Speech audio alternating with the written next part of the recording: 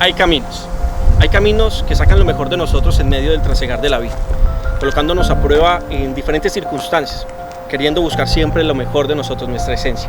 Y nuestra esencia brota en los momentos de profunda y extrema realidad, con la cual nos tenemos que enfrentar día tras día. Pero déjame decirte algo, querido. El camino por el cual andas puede ser pedregoso, puede ser pavimentado, puede ser que estés abriendo brecha en medio de las cosas que estás haciendo. Lo más importante es que no importa por cuál camino vayas, es que en tu camino se encuentre aquel que se hace llamar el camino, la verdad y la vida, el Cristo, el Todopoderoso. ¿Sabes? Porque cuando Él se alberga en tu corazón, entonces tu camino se hace más factible, más sencillo, más práctico, más dinámico, más vivo, más fluido.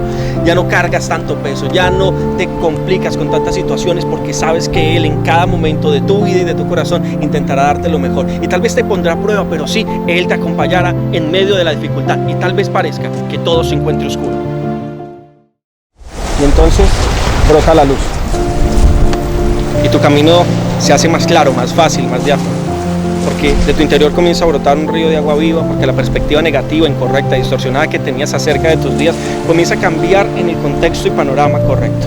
Tener un espíritu superior, porque hay caminos que nos forman, que nos preparan, que nos trasladan, que nos llevan a dar lo mejor, pero también entendemos que en ese camino, cuando introducimos al Creador de la vida en Él, todo nuestro entorno comienza a cambiar, todo nuestro contexto empieza a ser inspirado para una mejor versión de cada uno de nosotros, porque Él está llevándonos a algo mayor, a algo mejor. Por eso nos prepara, por eso las pruebas, por eso nos coloca personas difíciles que nos llevan a límites. Por eso el matrimonio, el matrimonio.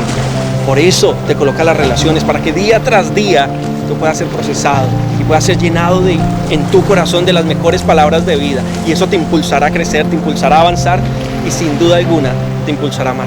Entonces no viajarás con un camino pesado, sino que llevarás una ligera carga, porque decidiste sanar, perdonar, liberarte, transformarte, trascender.